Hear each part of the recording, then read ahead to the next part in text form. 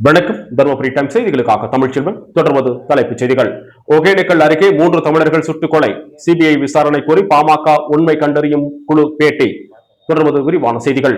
கர்நாடகா மாநிலம் மேகதாது அருகே 3 தமிழர்கள் சுட்டுக் கொல்லப்பட்ட சம்பவம் திட்டமிட்டு நடத்தப்பட்டதாகவும், இதுகுறித்து சிபிஐ விசாரணை நடத்த உண்மையை வெளிக்கொண்டு வர வேண்டும் என பாமக உண்மை கண்டறியும் குழு வலியுறுத்தியுள்ளனர்.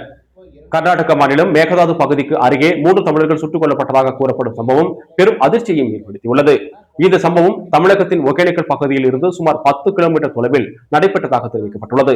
சம்பவத்தில் தமிழர்களின் குடும்பத்தினருக்கு காவல்துறையினர் மற்றும் வருவாய்த்துறையினர் உரிய தகவலை தெரிவிக்கவில்லை. மேலும் வனத்துறையினர் திட்டமிட்டு நடத்திய கொலை மறைப்பதற்காக உயிரிழந்தவர்கள் துப்பாக்கியுடன் மான்கறி வைத்திருந்ததாக கர்நாடக அரசு தரப்பில் எந்தவித ஆதாரமும் இன்றி தகவல் தெரிவித்துள்ளனர். மேகதாது அணை தொடர்பாக எச்சரிக்கை விடுப்பதற்காகவே ஏழை குடும்பங்களை சேர்ந்த 3 பேர் திட்டமிட்டு சுட்டுக் கொல்லப்பட்டிருப்பதாகவும் என்று சந்தேகம் உள்ளதாகவும் அவர்கள் தெரிவித்தனர். இந்த சம்பவம் தொடர்பாக உரிய விசாரணை நடத்தி வழக்கு பதிவு செய்ய வேண்டும் என்றும், உயிரிழந்தவர்களின் குடும்பங்களுக்கு தலா 1 கோடி இழப்பீடு வழங்க வேண்டும் என்றும், குடும்பங்களுக்கு ஒவ்வொருத்தருக்கும் அரசு வேலை வழங்க வேண்டும் என்றும், சம்பவத்தில் தொடர்புடைய வனத்துறை அதிகாரிகள் மீது உரிய நடவடிக்கை எடுக்க வேண்டும் என்றும் கோரிக்கை விடுக்கப்பட்டுள்ளது.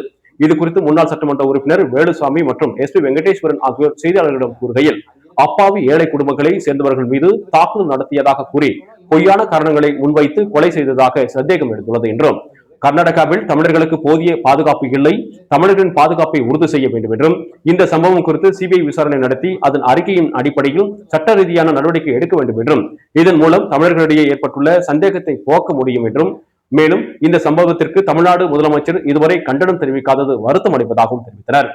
மேலும் இது கர்நாடக மாநிலத்தில் நடைபெற்ற சம்பவம் என்பதால் தமிழக அரசு நேரடியாக தலையிடக்கூடாது என்ற கருத்தும் தெரிவிக்கப்பட்டது.